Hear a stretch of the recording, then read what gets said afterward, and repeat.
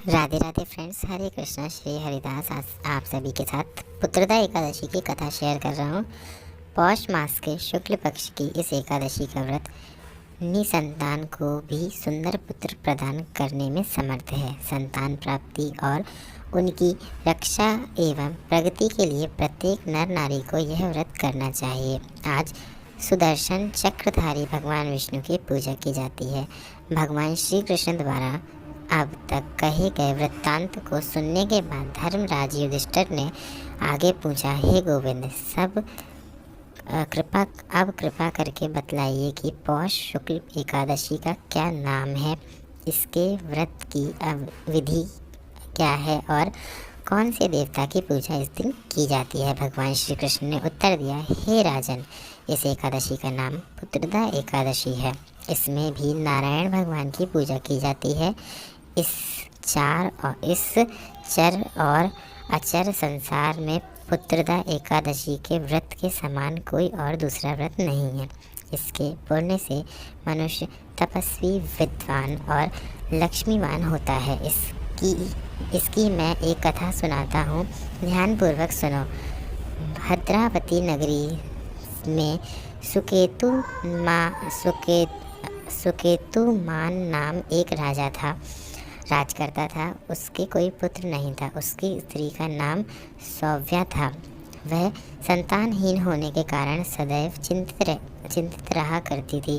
पुत्रहीन राजा के पितृ रो रो कर पिंड लेते और सोचा करते थे कि इसके बाद हमको कौन पिंड देगा। राजा पुत्र न होने के कारण हर समय दुखी रहता था। उससे बंधु बांधव, धन, हाथी घोड़े, राज्य तथा वैभव सभी अर्थहीन प्रतीत होते थे। राजा सदैव यही विचार करता रहता कि मेरे मरने के बाद मुझको कौन पिंड देगा, मेरा पिंडदान कौन करेगा। बिना पुत्र के पितरों और देवताओं को ऋण कैसे चुकेगा। जिस घर में पुत्र न हो उसमें सदैव अंधेरा रहता है। इसलिए मुझे पुत्र की उत्पत्ति के लिए प्रयत्न करना चाहिए। जिस मनुष्य ने पुत्र का मुख देखा है वह धन्य है। उसको इस लोक में यश और परलोक में शांति मिलती है, अर्थात उसे दोनों लोग सुधर जाते हैं। पूर्व जन्म में कर्म से ही इस जन्म में पुत्र, धन आदि प्राप्त होते हैं। राजा इसी प्रकार रात दिन सोचा करता और चिंतित रहता।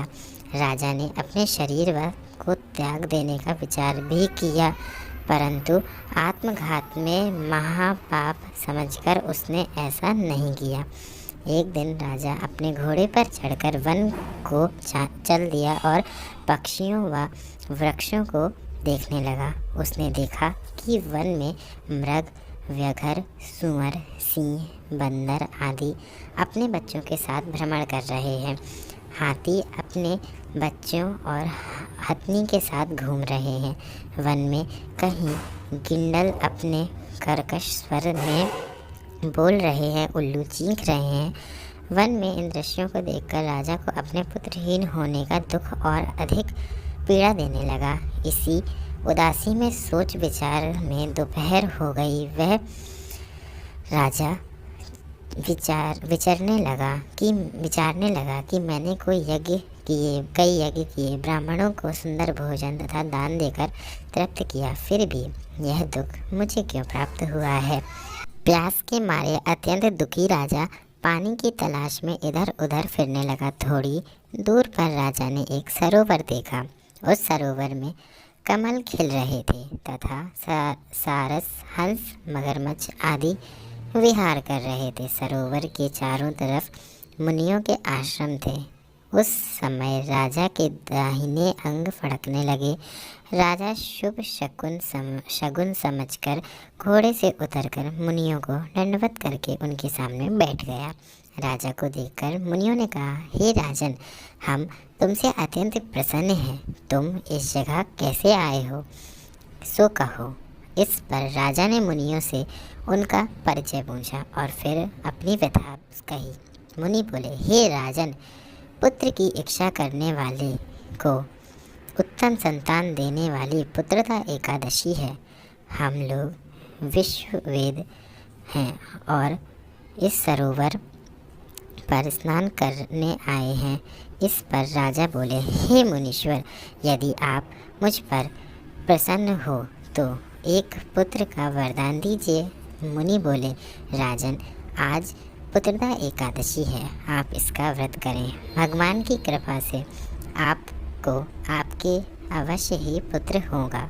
मुनि के वचन सुन राजा ने उसके अनुसार राजा ने उस दिन वहीं एकादशी का व्रत किया।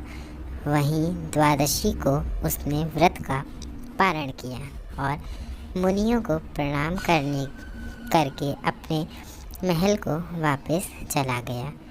उसी मास रानी ने गर्भ धारण किया और 9 माह के पश्चात उसके एक उत्तम पुत्र हुआ, जो बड़ा होकर अत्यंत वीर, यशस्वी और प्रजापालक चक्रवर्ती सम्राट बना।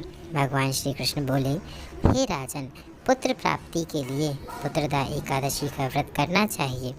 इस व्रत के करने वाले यशस्वी और पितृभक्त पुत्र तो पाते ही हैं। इसके महात्म्य का श्रवण करने मात्र से मनुष्य सुंदर संतान और मोक्ष को प्राप्त करते हैं। बोलिए श्री विष्णु भगवान की जय। पौष मास की जय। एकादशी महारानी की जय। तो ये थी एकादशी, पुत्रदा एकादशी की व्रत कथा जो मैंने आप सभी के समक्ष प्रस्तुत की। अगर आपको एक कथा में मैंने कुछ गलत या ऊंच नीच कर दिया तो उसके लिए मैं क्षमा चाहता हूँ।